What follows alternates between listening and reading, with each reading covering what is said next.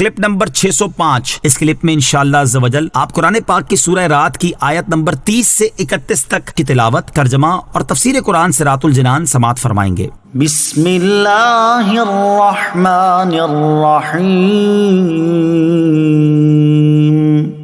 اللہ کے نام سے شروع جو نہایت مہربان رحمت والا ہے۔ كذلك أرسلناك في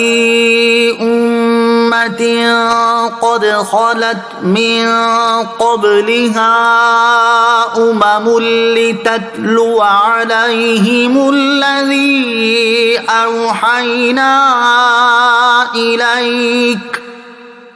لتتلو عليهم الذي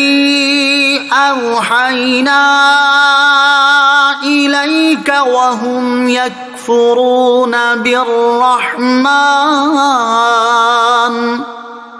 قل هو ربي لا إله إلا هو عليه توكلت وإليه متاب۔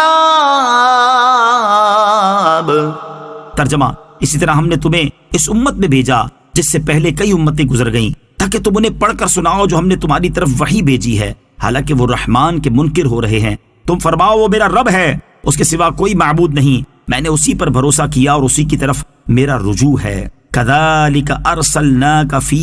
امہ، اسی طرح ہم نے تمہیں اس امت میں بھیجا، یعنی اے حبیب صلی اللہ تعالی علیہ وسلم، جس طرح آپ سے پہلے انبیاء کرام علیہ الصلوۃ والسلام کو گزشتہ امتوں کی طرف بھیجا، اسی طرح آپ علیہ الصلوۃ والسلام کو اس امت کی طرف بھیجا۔ تو آپ علیہ الصلوۃ والسلام کی امت سب سے آخری امت ہے، اور آپ علیہ الصلوۃ والسلام خاتم الانبیاء ہیں۔ آپ علیہ الصلوۃ والسلام کو بڑی شان سے رسالت عطا کی تاکہ آپ اپنی امت کو قرآن پاک اور وہ شرعی احکام پڑھ کر سنائیں جو ہم نے آپ صلی اللہ تعالی علیہ وآلہ وسلم کی طرف وحی فرمائے ہیں، حالانکہ وہ رحمان کے منکر ہو رہے ہیں۔ شان نزول، حضرت قتادہ رضی اللہ تعالیٰ عنہ اور مقاتل وغیرہ کا قول ہے، یہ آیت صلح حدیبیہ میں نازل ہوئی، جس کا مختصر واقعہ یہ ہے کہ سہیل بن عمرو جب صلح کے لیے آیا اور صلح نامہ لکھنے پر اتفاق ہو گیا تو نبی پاک علیہ الصلوۃ والسلام نے حضرت علی المرتضیٰ کرم اللہ تعالی وجہ الکریم سے فرمایا، لکھو بسم اللہ الرحمن الرحیم۔ کفار نے اس میں جھگڑا کیا اور کہا کہ آپ ہمارے دستور کے مطابق باسمک اللہم لکھوائیے۔ اس کے متعلق آیت میں ارشاد ہوتا ہے کہ وہ رحمان کے منکر ہو رہے ہیں۔ اے حبیب علیہ الصلوۃ والسلام، آپ ان سے فرما دیں کہ رحمان تو وہی ہے جس کی معرفت سے تم انکار کر رہے ہو، وہ میرا رب عز و جل ہے، اس کے سوا کوئی معبود نہیں، میں نے اپنے تمام امور میں اسی پر بھروسہ کیا اور اسی کی طرف رجوع کرتا ہوں۔ وَلَوْ أَنَّ قُرْآنًا سُيِّرَتْ بِهِ الْجِبَالُ أَوْ قُطِّعَتْ بِهِ الْأَرْضُ أَوْ كُلِّمَ بِهِ الْمَوْتَى بَل لِّلَّهِ الْأَمْرُ جَمِيعًا أَفَلَمْ يَيْأَسِ الَّذِينَ آمَنُوا أَن لَّوْ يَشَاءُ اللَّهُ لَهَدَى النَّاسَ جَمِيعًا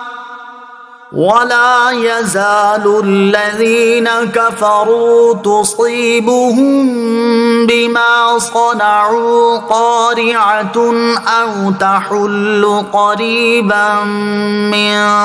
دَارِهِمْ حَتَّى يَأْتِيَ وَعْدُ اللَّهِ إِنَّ اللَّهَ لَا يُخْلِفُ الْمِيعَادَ۔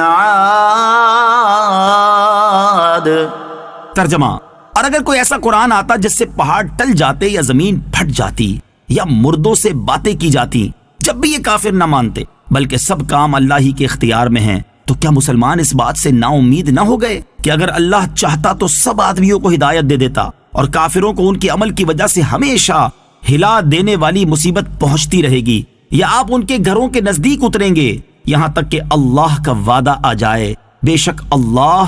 وعدہ خلافی نہیں کرتا۔ وَلَوْ أَنَّ قُرْآنًا سُيِّرَتْ بِهِ الْجِبَالُ، اور اگر کوئی ایسا قرآن آتا جس سے پہاڑ ٹل جاتے۔ شان نزول، کفار قریش نے نبی پاک علیہ الصلوۃ والسلام سے کہا تھا کہ اگر آپ یہ چاہیں کہ ہم آپ کی نبوت مانیں اور آپ کی پیروی کریں تو آپ قرآن شریف پڑھ کر اس کی تاثیر سے مکہ مکرمہ کے پہاڑ اپنی جگہ سے ہٹا دیجئے تاکہ ہمیں کھیتی باڑی کرنے کے لیے وسیع میدان مل جائیں، اور زمین پھاڑ کر چشمہ جاری کیجئے تاکہ ہم کھیتوں اور باغوں کو ان سے سیراب کریں، اور قصی بن کلاب وغیرہ ہمارے مرے ہوئے باپ دادا کو زندہ کر دیجئے تاکہ وہ ہم سے کہہ جائیں کہ آپ نبی ہیں۔ اس کے جواب میں یہ آیت نازل ہوئی اور بتا دیا گیا کہ یہ ہیلے بہانے کرنے والے کسی حال میں بھی ایمان لانے والے نہیں، سب کام اللہ تعالیٰ ہی کے اختیار میں ہیں، تو ایمان وہی لائے گا جس کو اللہ عز و جل چاہے اور توفیق دے، اس کے سوا اور کوئی ایمان لانے والا نہیں، اگرچہ انہیں وہی نشانیاں دکھا دی جائیں جو وہ طلب کر رہے ہیں۔ وَلَا يَزَالُ الَّذِينَ كَفَرُوا، اور کافروں کو ہمیشہ، یعنی کفار اپنے کفر اور خبیث اعمال کی وجہ سے